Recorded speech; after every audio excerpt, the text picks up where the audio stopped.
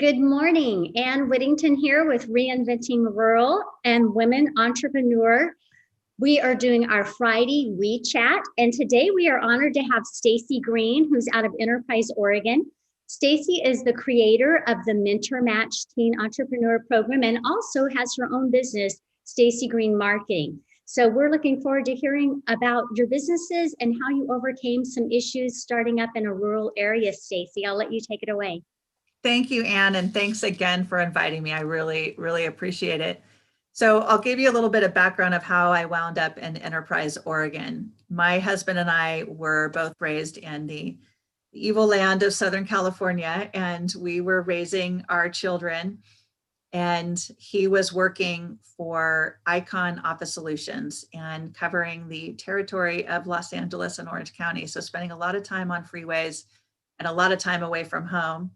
And I was raising kids essentially alone, and neither one of us were terribly happy with that lifestyle. So we were ripe to do something different. And hi, Brenda. Hope I can interrupt my talk to say hi to Brenda. Thanks for tuning in. So we were ripe to do something different. We just didn't know what.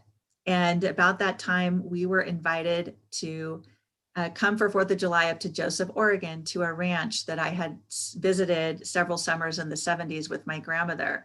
And so we planned this trip and packed up our 2 toddlers who were 13 months and not yet 3, and drove up to Joseph.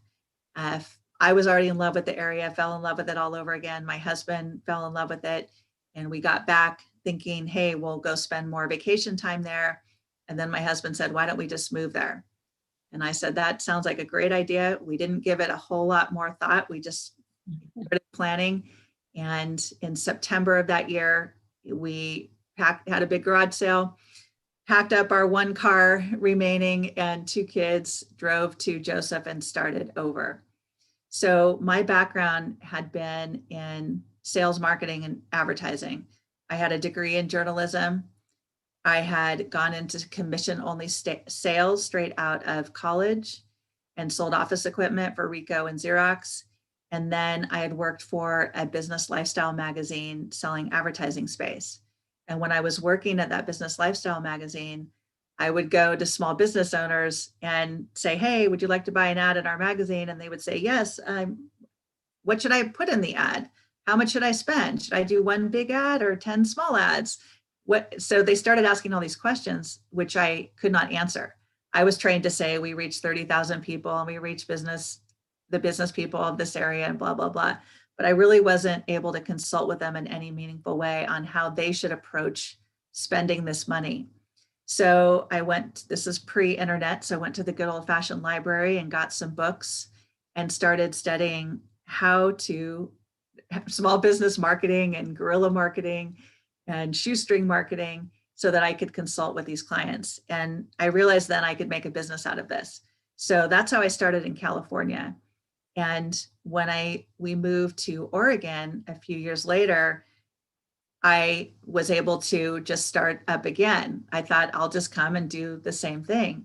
So I started talking to people because it was clear that the business environment was very, very different. I was working with big companies, working with their managers of advertising. And here it was very, very small companies with even more limited budgets. So I started talking to the chamber. They said, oh, they're probably can't make any money doing that here. But they said, go talk to Ben Boswell, the county commissioner. So I went to talk to Ben Boswell. I said, no, there probably is a need. Go talk to Lisa Dawson, my cousin across the street. And Lisa said, I believe there is a need for marketing services here, but we're not used to hiring consultants. So you'll have to overcome that. And she said, and there's a group meeting tonight at the South Fork Grange in Lostine, and they may need your services. You should go to that meeting. So I showed up to that meeting, and that turned out to be the beginnings of Willour Resources. And they did hire me. And I went to ran into somebody else who said, you should do a marketing class through Eastern Oregon University for business owners. You should call it do-it-yourself marketing for your small business. So I took that advice and did exactly that and pitched this class to Eastern. And they went with it. We had room for 12 in the class. we immediately filled the class and had a waiting list.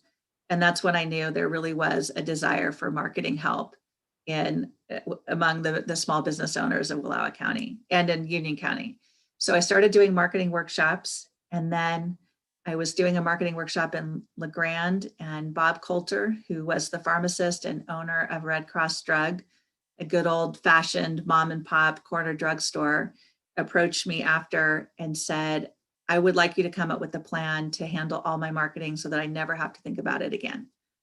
And so I pitched a plan to him to do a marketing strategy, to then manage that strategy, do an ad campaign, and realized we started to have some success with him, increasing his business by 8%. After 5 years of flat sales, we increased his business by 8% in the first 6 months, by 25% after a little more than a year. So there was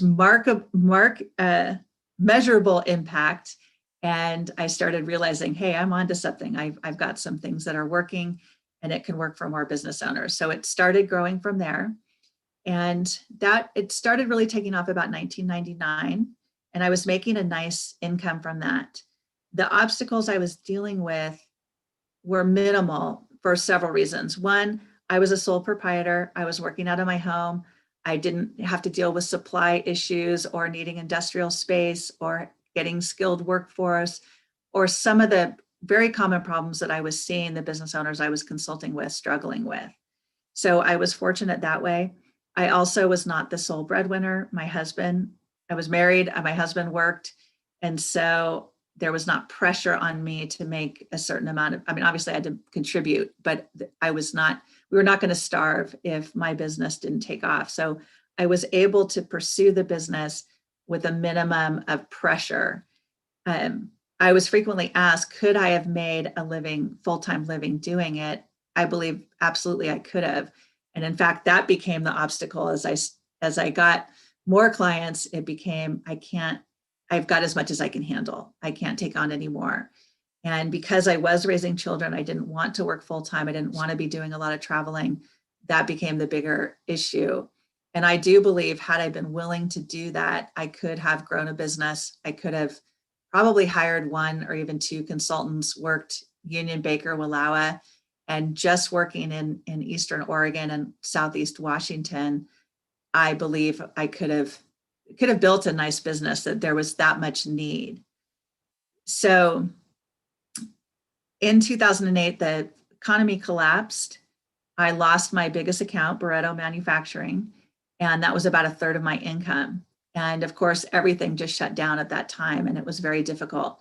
So I was struggling to keep my income the same and looking for other ways to keep my income at the level I needed it. And that was when I started thinking about the Teen Entrepreneur Program.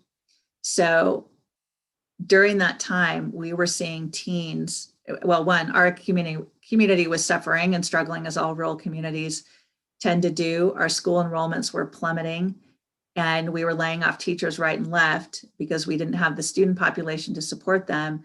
Yet an overwhelming number of our best and brightest seniors were choosing early childhood education as their career path. And every time I saw another one announce at graduation that they were going into early childhood education, I thought, we're never going to see her again. We're never going to see him again. We don't have the jobs for them. By the time we may have them, they're going to be established in other counties, if not in other states. And that's exactly what happened.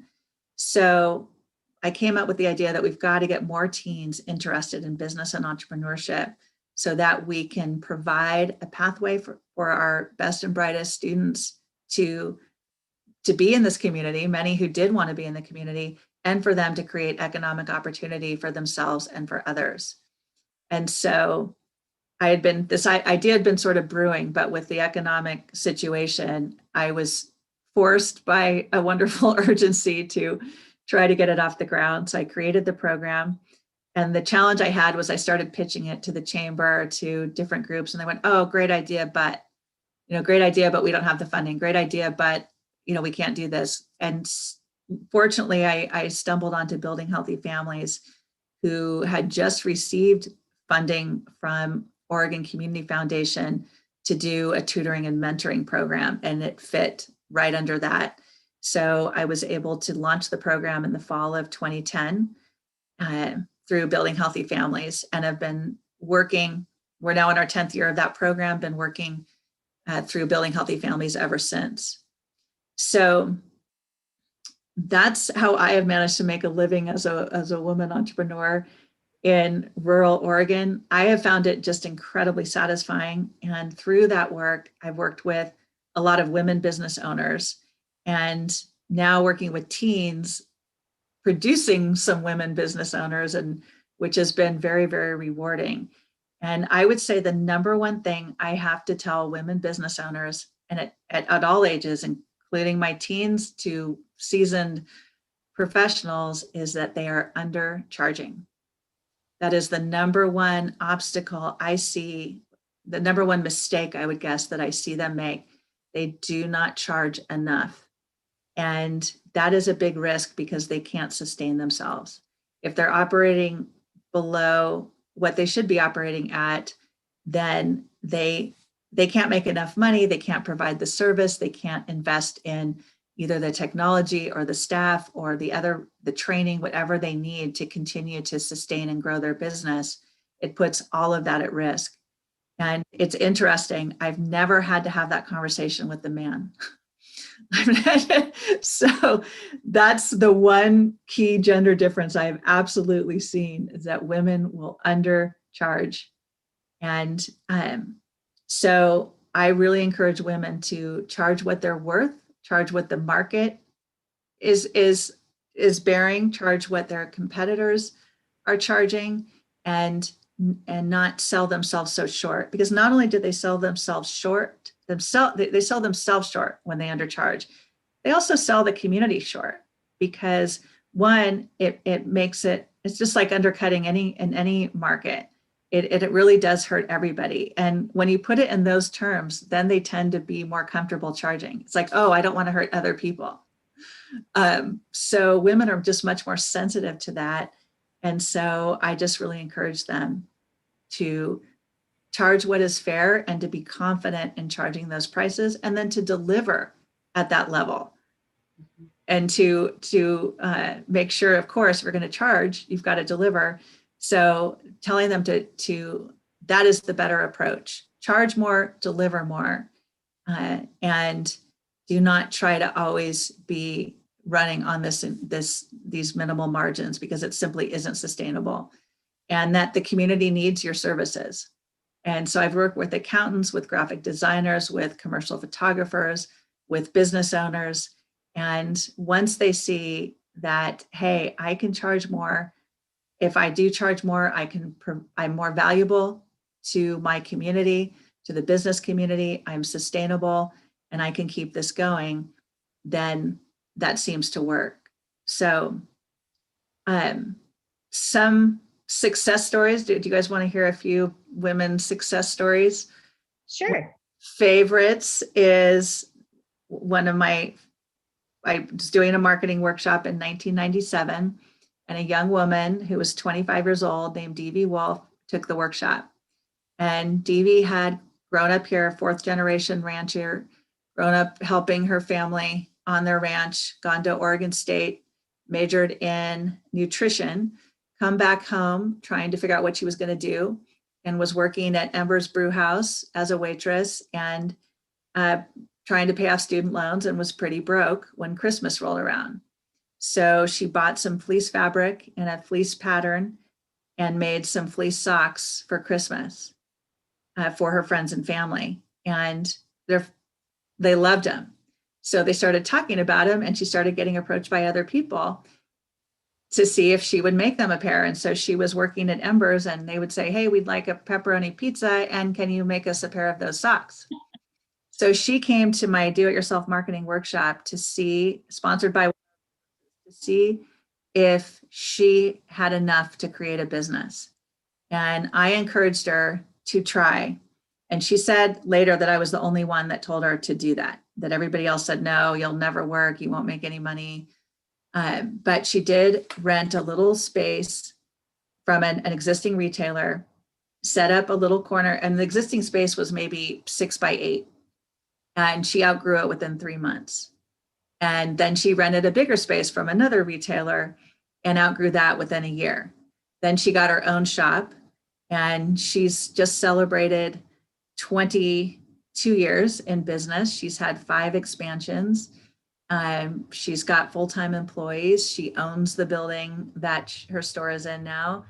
And she became a wonderful example of how to succeed on Main Street with a retail women's clothing store. When fleece became so ubiquitous and you could get fleece vests for $15 at Costco, she had to move out of that. And so she went into women's clothing and does clothing and shoes and accessories, but she's been very, very successful. And she really helped inspire other business owners on Main Street. And I think really helped transform Joseph's Main Street into a very solid, successful collection of one-of-a-kind, interesting boutiques.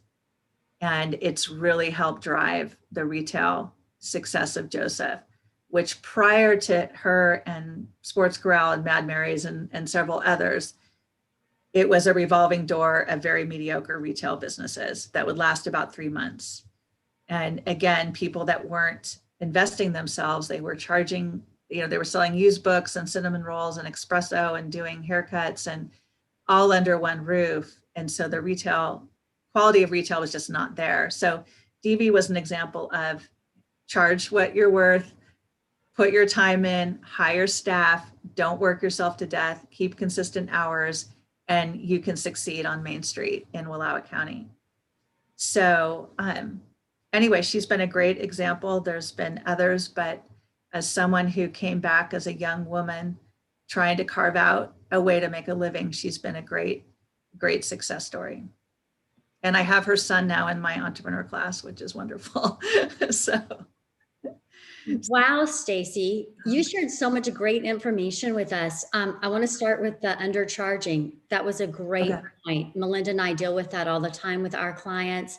And we tell them, do your research and price yourself at least mid to high range. Don't price yourself in the lower range, because something you said when we were talking before we started was that you're risking your own success if you do that. And that's so true. And then I love what you shared about coming in as an outsider into a small rural community, that you need to talk to people, go around and talk to everybody and take their advice and listen to what they're telling you, because they're going to tell you the keys to succeeding in their area. And so that was very wise. And then the teenagers, the pathway to keeping them in the communities, that's brilliant. I love that. I love that work. I'm going to want to talk to you some more after this about that. That's really exciting. But I want to open it up and give it a chance for other people to ask you questions, because there's so much good information here. Melinda, Brenda, do y'all have any questions? So I was kind of curious, why do you think, other than they don't want to hurt people, why do you think women are so quick to undercharge? Do you think it's a factor of being women in the workplace or women in business, or do you think it's a factor of that's how they think they will be competitive? That is a great question, and I don't know. I think it's women for, well, I guess I do know. Here's what my experience has been. For whatever reason, women are uncomfortable in a way that men aren't, talking about money and asking for money. They just are just not as comfortable with that. So even with, I look, we're modern women, we've been in the workforce for 40 years. I mean, this is not new that women have owned businesses and we've been in the workforce. It's not 1975. Yet even this far down the road, there's something innate about women that makes them, that seems to, again, in my experience, so I can't speak for everybody, makes them uncomfortable. And, and it's just across the board. So, and these are educated women, skilled women. I had one woman who was doing design work, and she was charging $35 an hour. And this was, 20 years ago, but she should have been charging 40, at least 45 if not 60. And she said, well, I'm not an architect. I said, well, you got to be honest with that. You can't go then into charging what an architect would charge, but you're a skilled designer. You're the only one in town. We need you to succeed. We need you to charge enough that you do not go out of business because we have no one else. An accountant who is a CPA, she put up her shingle. She was charging $80 an hour when the other CPA in town, Jeff Edison, was charging $125. So we're not talking 10% cheaper. We're talking, markedly less. And I said, Susan, you've got to get these prices up. And she's like, well, she just felt so uncomfortable. I said, if you don't want to charge as much as, the CPA firm, that's fine. But you're so far down. And again, I said, not only does it hurt you, it hurts the other CPA firm in town, because then, they look like they're overcharging. So once you put it in terms of thinking about others, women come around. But it's just funny. And that is the only difference I've seen that I could say, I've just never had to have that conversation with men. And one of the other things that Ann and I have both talked about is going into the market underpriced. If you go in thinking, well, I'm going to go in underpriced so I can get a chunk of the market and then I'm going to raise my prices. Well, by the time to raise your prices rolls around, you may have already put yourself under, or you may have to make such a big jump that people aren't going to continue to be a customer. So you don't want to make those huge jumps either. Well, and you bring up another common problem, and I've seen this across the board in all business owners, is the dependency on discounting, which is an absolute death spiral. Mm-hmm. And so when I was working with DB Wolf and she was building her business, we said we will not do any sales. And I had worked at Nordstrom's before moving to, and I worked with them for 2 weeks just before we moved to Oregon, just so that I could learn what they do, because they're so skilled. So I worked for one of their sales where they hire extra hands. And in 2 weeks, I learned so much from them. And one of the things I learned is how they do use sales so effectively, because women will literally be lined up out the door at 8 o'clock in the morning on the first day of their anniversary sale. And it's because Nordstrom's did not rely on sales. Therefore, when they had one, people knew this was an important opportunity to get good value from a great store with great products. And so I will make this a priority. So we used the exact same strategy with this little Main Street business in Joseph, and it worked exactly the same. So DV charged fair. She was not inexpensive, yet she, wasn't gouging anyone, but it was fair pricing. And we did not do any discounting except once a year on our anniversary in January. So we called it an anniversary sale. It was 7 days only, and everything was 35% off. That's how we started. And it was a way for her to, get rid of that extra inventory. And it was 7 days only. And that was the sale for the year. Well, we started building this following. Then she switched it to start the day after Christmas. And literally that sale, and it's store wide, everything is on sale in the store.